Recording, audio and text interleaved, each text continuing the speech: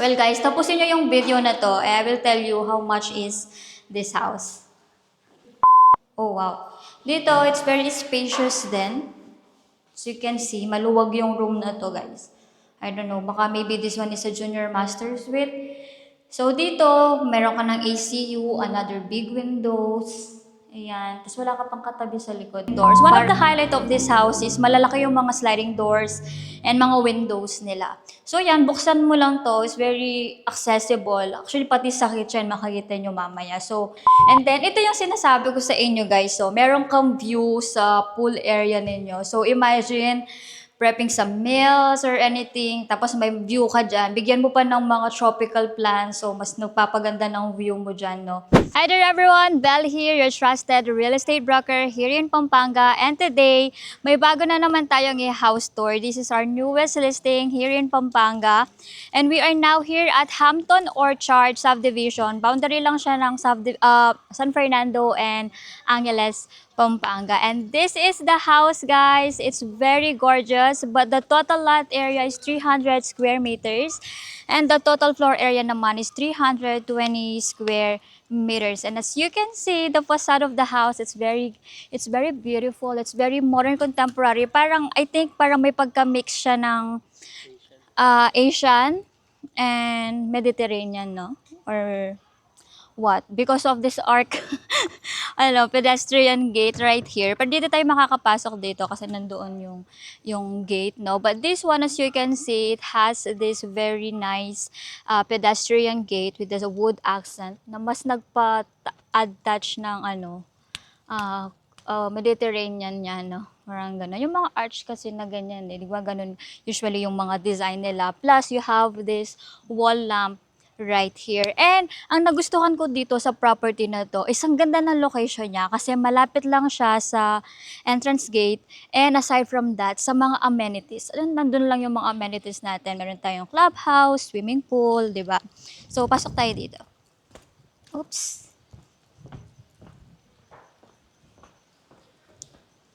So, this is our driveway. Ang hangin. So, yan. So, here is your two-car carport. Actually, mataas siya, pataas siya. So, kung may mga malalaking cars kayo, kasyang-kasya sila dito. And as you look up, meron tayong mga wood ceiling design and some pin lights on it.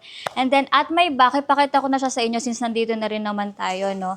Here is your pool area. So, for now, kasi kakatapos lang ng bahay, that's why we have a lot of construction materials right here. So dito, mayroon kang plant box, di ba? Maglagay ka lang ng mga plants dyan, mas maganda siyang tignan, mas tropical, di ba? And then here is our pool area. Tama-tama lang yung size niya, no? Hindi siya malaki, hindi rin din siya maliit. Tama lang for the kids and for the family. And what I like about it is, since nandito yung layout niya, covered na siya. As you can see, yung part siya ng roof natin, no? So, dito maglagay. Ha? Yun, para siyang atrium, parang ganun yung tawag doon, atrium yung tawag. So, dito maglagay ka lang ng mga outdoor furniture. So, nothing to worry kung uulan man or anything. So, mas may enjoy mo yung pagre-relax dito when you are here. So, yun. Tapos, on that side naman is just the side access of your house. So, tara.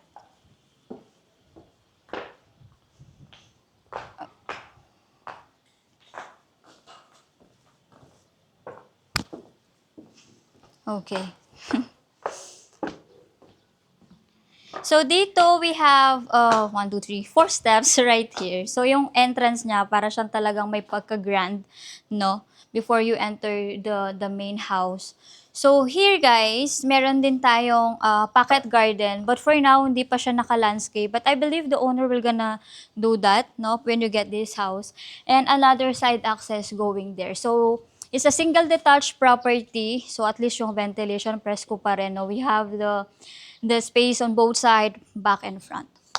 So, tapos ayan, meron pa tayong mga wall lamp. Okay. Okay, nakabukas na siya for us, but this is our main door. So, we have two doors right here. Tapos meron din tayong mga glass panel on both sides sa mas nagpalaking tignan sa main entrance natin. Okay, come in. Okay. Now, welcome guys to your future home. So, pagpasok pa lang natin, as you can see, makikita mo na yung hallway. And yes, this one is unfurnished. But the advantage of that, di ba, kapag unfurnished yung bahay, if you are kind of buyer na ayaw nyo yung may furniture na, kasi di ba, every one of us has different of tastes or preferences, especially sa mga furniture sa bahay. So, this is it guys. So, if you're kind of buyer na ganun ang gusto nyo, you can consider this house kasi unfurnished siya. So, yeah. So, this one is our living room. Double height ceiling din siya. We have big windows. So, when you get this, mas maganda maglagay kayo ng magagandang curtains kasi high ceiling naman din siya. You have big windows. So, yun. You can put your sofa set right here. And then, your television. So, nasa inyo na. And kagandahan ng bahay, guys. Hindi siya mahirap i-interior. So, syempre, di ba, when you get a house, may gusto ka pang ipalagay na wall accent, mga paintings, so mga ganun. So, maganda rin tong house na to. Kung gusto nyo pa siyang i-modify or parang mas pagandahin pa. Yeah. So, here we have an hallway. Tapos dito makikita mo yung pool area natin. We have this big sliding doors. One of the highlight of this house is malalaki yung mga sliding doors and mga windows nila. So yan, buksan mo lang to. It's very accessible. Actually, pati sa kitchen makikita nyo mamaya. So, your guests or your family, di ba, mas convenient na sa kanila. So dito, I don't know to you guys kung gusto nyo bang ilagay yung dining niyo dito. No? Kasi meron tayong center light dito. So, pwede siya, if you can put some 10-seater dining table, pwede siya, guys. Yung pahaba, no? Tapos, right here, let's move it here. This one is the kitchen. It's very spacious, malaki din yung size ng kitchen natin. And sabi ko nga sa inyo, hindi siya mahirap interior or design. Kasi more on white lang, yung mga walls niya. Tas more on wood, sa mga cabinetries, ganun lang siya. So, we have 2 sink here, we have island counter. So, I think this one is quartz material. Quartz material. And then, ito yung sinasabi ko sa inyo guys. So, meron kang view sa pool area ninyo. So, imagine, prepping some meals or anything, tapos may view ka dyan. Bigyan mo pa ng mga tropical plants, so mas nagpapaganda ng view mo dyan, no? And yun nga, meron tayong sliding door dito. So, it's very accessible sa guests or especially kung may mga gatherings tayo, diretso na yung pag-serve ng mga foods, di ba? So, yun. Tsaka malaki yung island counter niya, no? So, you have a lot of space to prep some meals or kung kasama mo yung family mo. Yeah. So, underneath, may mga shelvings tayo. So, it's open. So, yan. Ito siya, guys. Mga shelvings natin na lagayan. Tapos dito, yung sa ilalim naman nito. Tapos at my back, syempre we have another countertop. And I know they're going to install a range hood, a cooktop. So some of the appliances naman alam ko maglalagay sila dito. Like the refrigerator. So dito yan. Tapos, yan, yung shelvings niya, okay lang din. It's very sleek. You have the shelvings on it. Tapos mga cabinetries. Dito. Ayan. So, may outlet siya, oh. So, pwede ata kung ilagay yung mga oven or microwave siguro, no? Mga ganun lang siya. And, syempre, yung mga wife dyan na nagtatanong ng mga informal kitchen, ito maganda siya kasi tama lang din yung space niya. Malaki yung countertop, may mga shelvings tayo dito. And then, meron pa siyang pantry. Ay, wala. Di pa pala naka yung mga ilaw. So, yun. Ay, pantry tayo dito. Pakita ko lang yung sa likod. Kusan ko lang to. So, dito guys, meron tayong access papunta dun sa likod. Yung di ko napakita sa inyo. So, this is the side access, no? Going to your service area. Medyo mahangin dito sa Hampton, no? So, yan. So, ito yung, actually, maluwag nga siya. So, dito na yung parang laundry area ninyo. Yun, may outlet, may faucet dito, tapos may service kitchen or countertop tayo dito. Yun. And then, dito pala, meron pang other door. This one is your maid's room. Maid's room with own toilet and bath. So, yun. Di pa siya nalinis ngayon. So, yeah. Let's go back inside. So, dito guys, this door, nakalock lang siya, but this one is the powder room. Tapos, we have other 2 doors right here. This is the first bedroom. So anyway, kahit unfurnished yung bahay, meron pa rin siyang mga ACU naman na naka-install. From the living, dining, and sa mga rooms. So, mga furniture na lang talaga yung lalagay ninyo and some fixtures, yun. So, dito, yung guest bedroom ninyo for elderly na kasama sa bahay. So, lagay mo lang yung bed dito, no? Kasyang-kasya siguro ang queen size bed or double size bed. Tapos yun nga, yun nasabi ko sa inyo, nag-i-echo tayo, no? Kasi ganyan daw walang furniture. So, nandito, malalaki yung mga windows nila. Tapos parang owning ata to. So, yung ventilation nandun pa rin. Kasi ito, fixed window sila eh. Okay. Ay, nakalock. Nakalock. Pero this one is the toilet and bath. Yan. Tapos meron din siyang closet, guys. There you go. Let's go. Then this one, we have another storage room or anything. Hindi ko nga alam ano to eh. Ano to? Hindi rin alam yan. Water heater. Water heater. Okay, so para daw yan sa water heater. And then nandito, ha? Centralized. Centralized. So, yun. So, sa lahat ng mga bathrooms natin, centralized na yung water heater natin. Okay, guys. So, this is your stairs. So, meron ka pang space dun sa stair natin. And as we can see the design, we have this tempered glass. Very seamless. Tapos, yung stairs natin, maluwag lang din siya. So, yan. So, sa baba, nasa inyo na kung anong ilalagay ninyo. Tapos, here, we have another wall lamp. Okay. So, yeah. So, this is our second floor. Ito yung master bedroom. Sara ko muna. Mamaya na to. Yan. Okay. First door sa second floor. Bedroom number 2. So, dito, perfect for the kids. So, sakto lang kasi yung size niya. So, pwede mo din siyang gawin office, no? Or study area. Pwede siya dito. Kasi sakto lang din yung space niya. So, again, you have a big size of windows. Tas wala ka pang katabi sa side. Maganda dito, guys, yung location ng Hampton. It's a good community and it's very quiet community din. Next one. Itong door na to. Okay. So, dito is a linen room. Wala pa pala. It's a linen room siya. For now, may mga construction materials. Bedroom number 3. Oh, wow. Dito, it's very spacious din. So, you can see, maluwag yung room na to, guys. I don't know, baka maybe this one is a junior master suite. So, dito, meron ka ng ACU, another big windows.